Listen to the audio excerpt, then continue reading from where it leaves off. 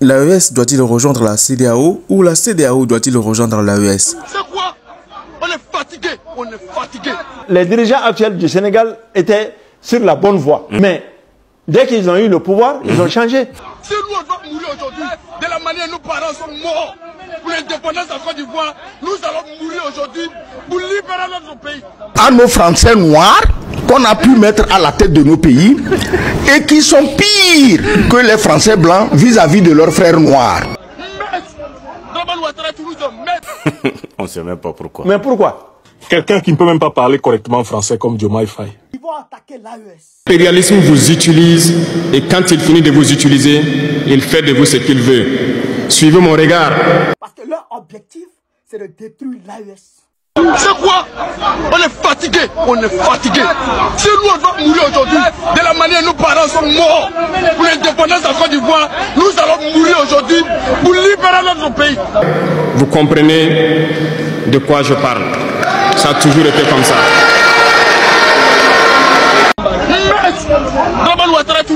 En toute logique, c'est la CEDEAO qui doit rejoindre l'AES sans hésitation. Tout d'abord, force est de constater que la CEDEAO, depuis sa création, n'a fait qu'accumuler échec sur échec. Tout d'abord avec le franc CFA qui est toujours maintenu comme monnaie locale des Africains. De deux, les coups d'état constitutionnels des présidents qui restent toujours au pouvoir pendant plusieurs et longues années. Et de trois, son incapacité à gérer les crises sahéliennes durant toutes les années de coups d'état jusqu'en 2023. Et pourtant, au vu et au su de tout cela, les présidents sénégalais, encore appelés par d'autres des traîtres, sont pour l'alliance ou le rejoint de l'AES à la CEDEAO. Ousmane Sonko, dans un discours prononcé à Dakar devant Jean-Luc Mélenchon, a dit qu'ils ne laisseront pas l'AES. En d'autres termes, l'AES doit rejoindre la CEDEAO. Ousmane Sonko, pendant qu'il était encore en prison et qu'il n'était pas encore élu Premier ministre, disait que à son arrivée, il enverrait les soldats sénégalais pour soutenir les soldats maliens dans leur lutte. Mais aujourd'hui, c'est le président Diomaye Faye lui-même qui dit que l'AES doit rejoindre la CEDEAO. Finalement, il y a contradiction dans leur lutte. Et c'est ce qui donne l'ouverture à certaines personnes de toujours faire des plans sur comment reconquérir l'Afrique. Suivez cette vidéo. L'Afrique, l'heure est grave, l'heure est très très grave. Les gens sont en train de préparer des accueils en Côte d'Ivoire pour que les Ivoiriens les appellent et pour que la Côte d'Ivoire redevienne comme le Mali avec les contingents qu'il y avait. La MINUSMA, le Takuba, Barkhane et consorts. Ils veulent prendre Port-Boué, le port et puis l'aéroport d'Abidjan. C'est ce qu'ils veulent prendre. C'est ce qu'ils sont en train de comploter aujourd'hui pour déstabiliser l'AES et puis les autres pays africains. Chers camarades d'Afrique, on va écouter cette vidéo et vous-même là, vous allez dans vos têtes. On est parti. Bien voilà ce que l'on pourrait faire.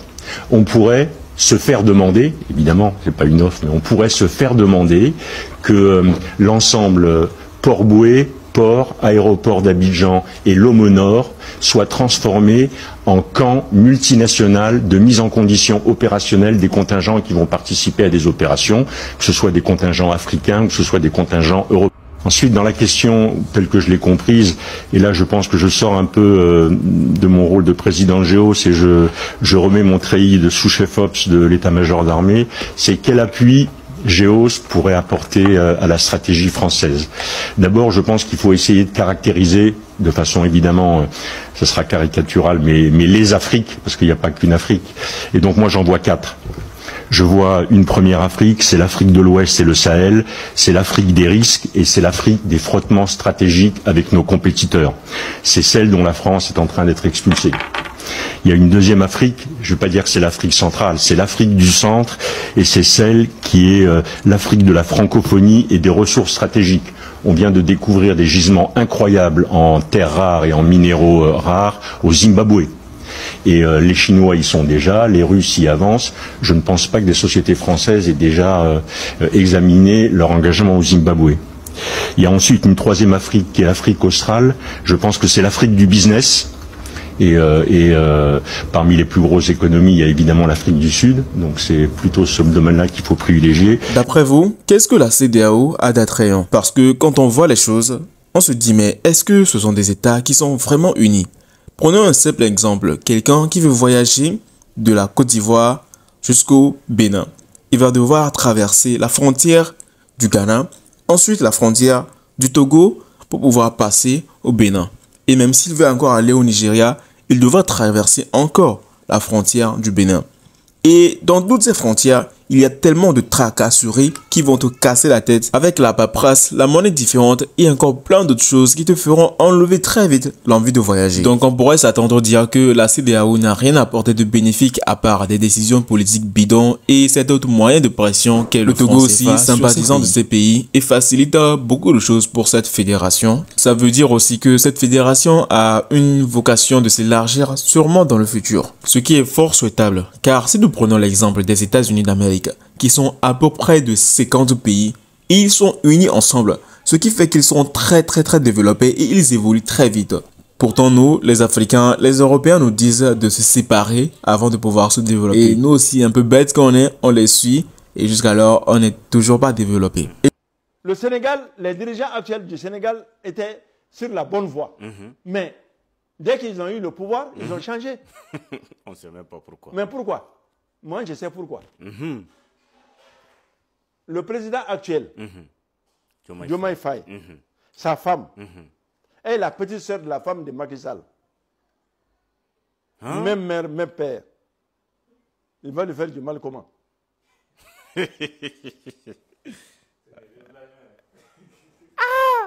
C'est pourquoi Macky Sall est sorti avec toutes ses richesses impunément. Il a même son jet privé. Ok. Un pays africain, comment un chef d'État africain peut-il se payer un jet privé? Comment? Quelqu'un qui ne peut même pas parler correctement français comme Diomaye Faye. Au lieu d'aller lui dire, président, profitez du fait que vous êtes président pour étudier. Parce qu'en fait, vous n'êtes pas cultivé. Je le dis à mes frères sénégalais, Diomaye, c'est un étudiant devant moi. Il est le président du Sénégal, je le respecte comme tel. Mais il ne peut pas m'enseigner. Diomaye, c'est un étudiant. Là où moi je m'assois, Diomaye prend un calepin, il prend des notes. D'accord, mes frères et sœurs sénégalais. Voilà, dites ça. Dites ça. Vous pouvez dire ça au président Diomaye et au premier ministre Sonko. Il n'y a pas un d'entre eux qui peut parler et puis c'est moi qui prends des notes. Si on entre dans le terrain du savoir et de la connaissance politique. Parce qu'il ne faut pas qu'on se néglige quand même un peu trop. Hein. On est tous des êtres humains et des mortels. Mais chacun a son domaine. Diomaye, là, quand il lit même le discours, on a peur qu'il lise mal. Quittez-la. Et c'est très bien que le Niger, le Mali et le Burkina Faso ont changé la manière de voir les choses et se sont alliés ensemble. Parce que très vite, ils pourront se développer et changer très vite aussi les choses dans le pays. Et c'est déjà le cas même. Quand on prend au niveau de la sécurité, où le Mali avance très vite, ainsi que le Burkina Faso, le pays le plus touché par le terrorisme dans le monde, est en train de l'éliminer complètement. Même pour le domaine économique, ça s'avance très bien et c'est très bien parti pour eux. Malgré ça, on a toujours d'autres pays qui sont entêtés et veulent toujours rester dans le mode de gestion européen et restent toujours concentrés dans le franc CFA et la CEDEAO. Alors frères et sœurs, nous voici donc à la fin de notre vidéo et ainsi analyse terminée. Mais dites-nous, qu'est-ce que vous avez compris dans les commentaires? Commentez une fois, 2 fois et 3 fois. Comme on dit, beaucoup de viande, ne gardez jamais la sauce. Et surtout, si vous avez aimé la vidéo, partagez-la à un ami et surtout abonnez-vous. Et n'oubliez pas d'activer la cloche de notification pour ne plus jamais avoir à manquer de vidéos concernant les actualités et puis les infos news qui arriveront très prochainement dans les prochaines vidéos. Ciao.